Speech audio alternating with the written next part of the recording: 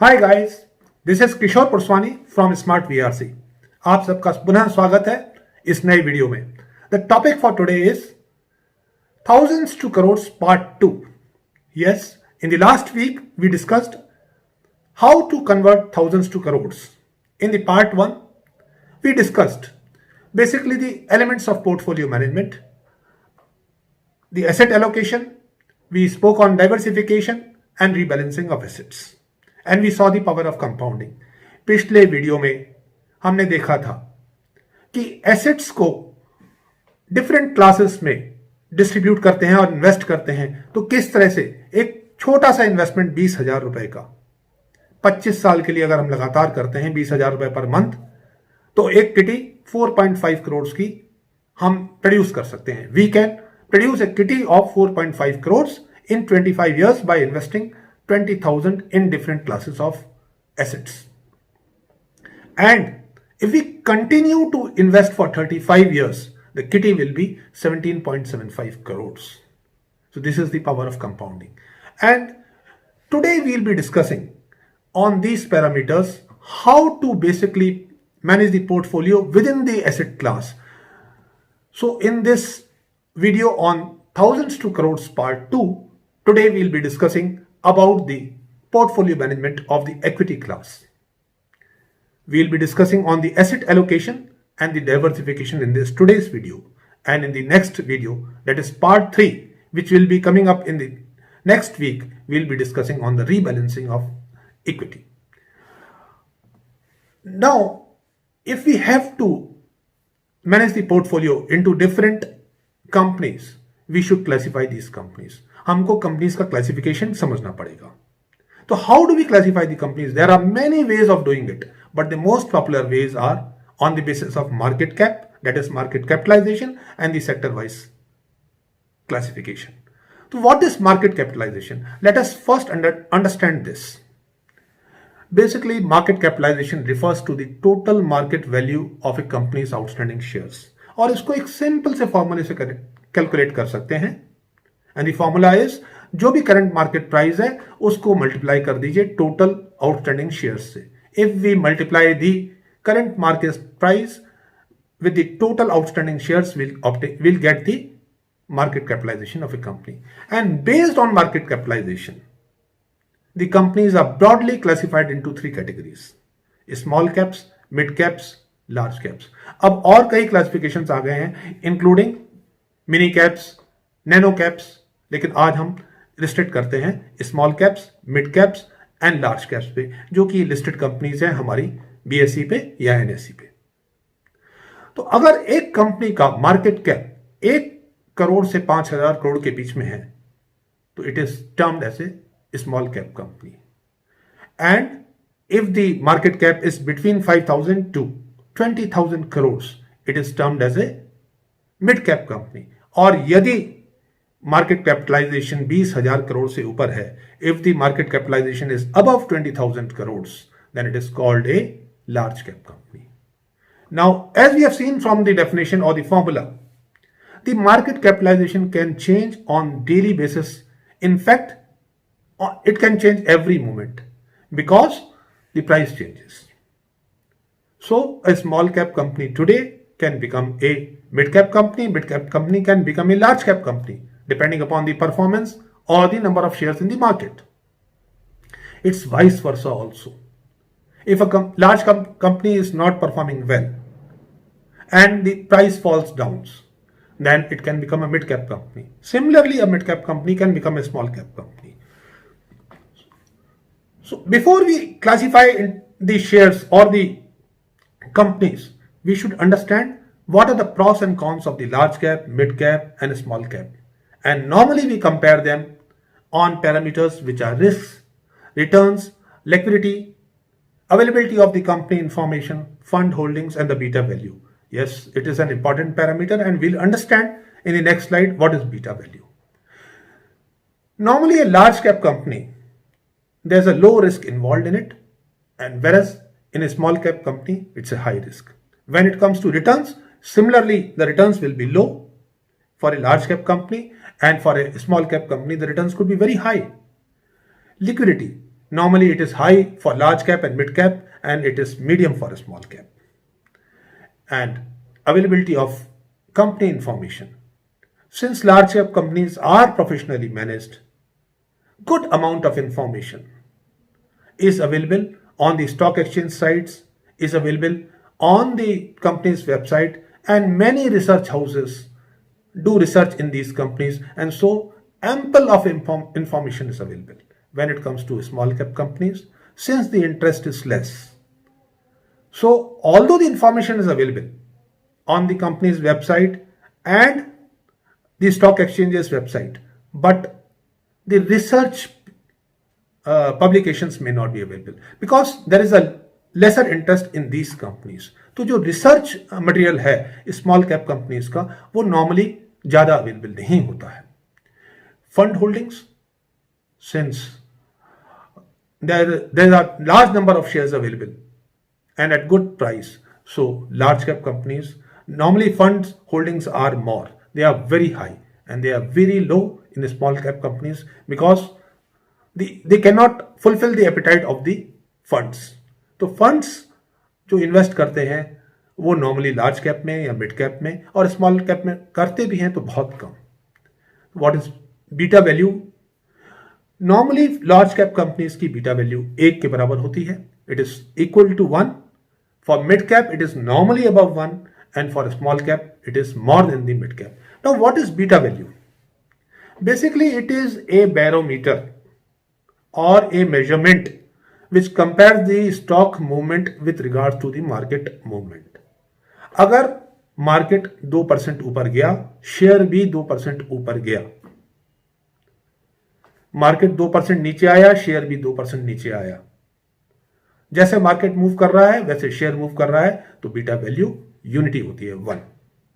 और यदि share value का मूवमेंट मार्केट वैल्यू के मूवमेंट से ज्यादा या कम है, ज्यादा है तो it is beta value is more than 1.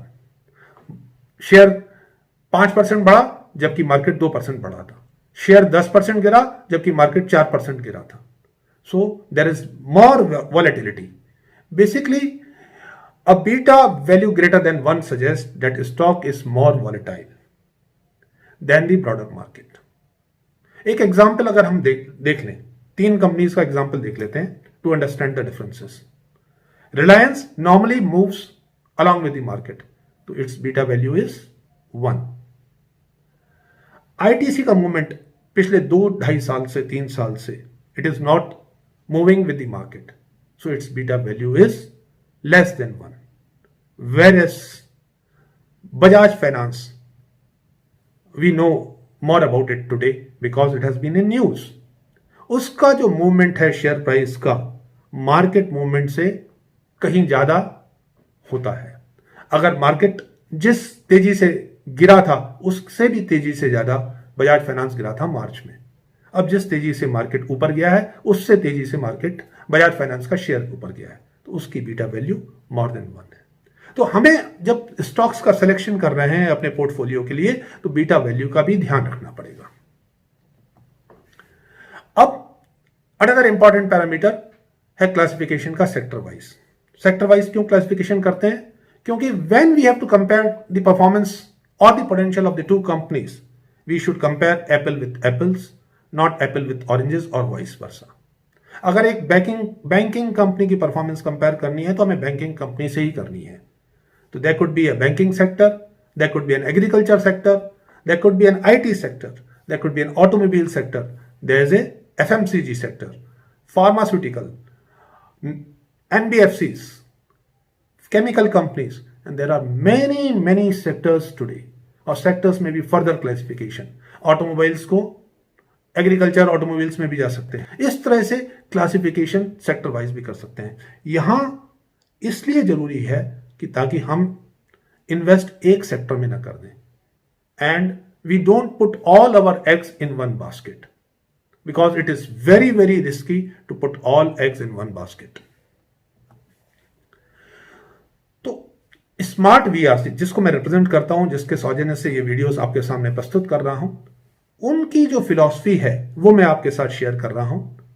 Normal times में यस, नॉर्मल टाइम्स में जब मार्केट में न बूम है न बेयर मूवमेंट है, तब जो क्लासिफिकेशन होना चाहिए या एलोकेशन होना चाहिए शेयर्स का, लार्ज कैप में 30%, मिड कैप में 40%, स्मॉल कैप में 30%।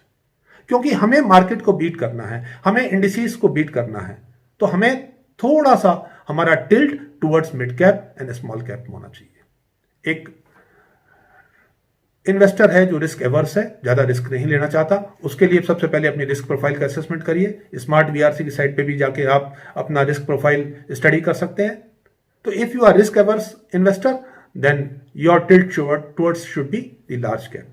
नेक्स्ट वीडियो में हम देखेंगे कि बूम टाइम्स में ये इन्वेस्टमेंट्स कैसा होना चाहिए या बेयर टाइम्स में ये इन्वेस्टमेंट्स किस तरह होना चाहिए। तब हम जब बात करेंगे रीबैलेंसिंग ऑफ एसेट्स की, in normal times it should be in the ratio of 30-40-30।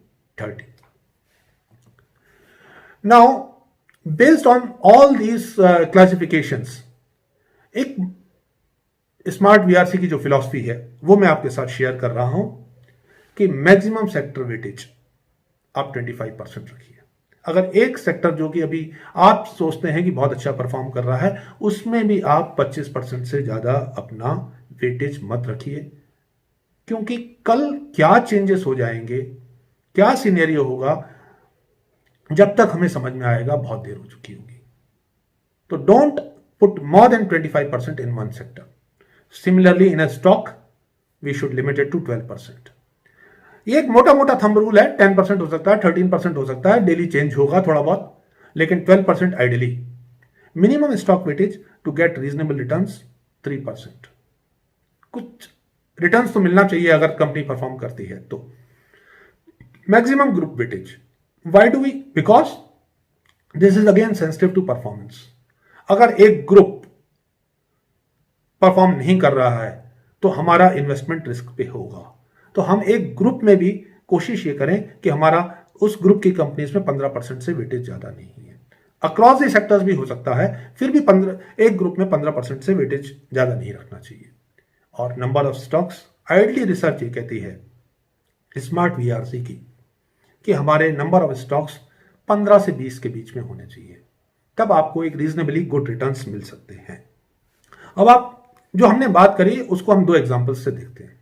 एक इन्वेस्टर ए है जिसका मार्केट में इन्वेस्टमेंट है 10 लाख के करीब, 10 लाख का इन्वेस्टमेंट है, और उसने सिर्फ 4 कंपनीज में इन्वेस्ट किया है 10 लाख रुपए का। एक कंपनी में उसने 50%, दूसरी में 25%, तीसरी में 24%, किसी ने टिप दिया तो उसने 1% एक कंपनी और डाल दिया, तो उसका टोटल पोर्टफोलियो 10 लाख का है। अब अनफॉर्चुनेटली जिसमें 50% है वो कंपनी 100% डाउन आ गई। 100 रुपए वाला शेयर 50 रुपए हो गया, 800 रुपए वाला शेयर है तो 400 रुपए हो गया। तो उसके पोर्टफोलियो पे जो फर्क आएगा, जो उसका 5 लाख का इन्वेस्टमेंट था वो 2.5 लाख का रह जाएगा उस शेयर में 100% फॉल के बाद। अब एक मोटा मान के चलते हैं कि 2 शेयर्स में कोई चेंज नहीं है, ऐसा नहीं होता normally, but for the sake of comparison कि 2 शेयर्स में कोई चेंज नहीं आया, और जिसमें उसने 1% सिर्फ इन्वेस्ट किया था वो एक मल्टी बैगर निकला, जिसने उसी पीरियड में, जिस पीरियड में शेयर ए जो है एक कंपनी का शेयर जिसमें 50% इन्वेस्टमेंट था वो 100% नीचे आया था, ये 400% ऊपर चला गया। यानी कि यहां पे उसका जो पोर्टफोलियो हो गया 40,000 प्लस हो गया। तो अगर हम देखें तो उसके पोर्टफोलियो पर कितनी फर्क पड़ा, 2,10,000 का। That means the portfolio has come down by 21% just because of one stock, क्योंकि हमारा मैक्सिमम स्टेक एक शेयर में था जो कि 100% डाउन आया, तो हमारा पोर्टफोलियो 21% डाउन आ गया। अब नेक्स्ट एग्जांपल देखिए, इन्वेस्टर बी है, उसका भी इन्वेस्टमेंट 10 लाख है, उसका 10 से 15 कंपनीज में 15 से 20 कंपनीज में इन्वेस्टमेंट है। वही कंपनी एबीसी, उसका भी 10% वेटेज है, लेकिन जो मल्टी बैगर था उसमें भी उसका वेटेज 10% है। बाकी कंपनीज में हम मान के चल रहे हैं कोई चेंज नहीं आया, जिसमें 8% था, 12% था, या टोटल अदर कंपनीज को मिला के 60% था, उनमें कोई चेंज नहीं आया। Just for the sake of study तो जो पोर्टफोलियो पे पहली कंपनी जिसका पोर्टफोलियो 100% डाउन हुआ है, उसका पोर्टफोलियो पे कितना फर्क पड़ा? मात्र 50,000 रुपए का। और जो मल्टी बैगर निकला, जो 1 लाख का इन्वेस्टमेंट था, उसका इफेक्ट ऑन पोर्टफोलियो 4 लाख रुपए। 4 लाख रुपए पोर्टफोलियो बढ़ गया, यानी कि टोटल पोर्टफोलियो पे कितना डिफरेंस आया? 3,50,000 प्लस 35% पोर्टफोलियो इज अप। क्योंकि यहां पे जब हमने इन्वेस्टर ए ने 1% इन्वेस्टमेंट किया था, इसने 10% किया है। 10% उस स्टॉक में भी किया था जो कि डाउन आया। उल्टा भी हो सकता है, यस, कि जिसमें आपने 10% किया हुआ है वो भी 400% ऊपर चला जाए या 100% डाउन हो जाए। तो रिस्क को मिनिमाइज करने के लिए किसी एक स्टॉक में 12% से ज्यादा वेटेज मत रखिए। So what are the key takeaways of this video?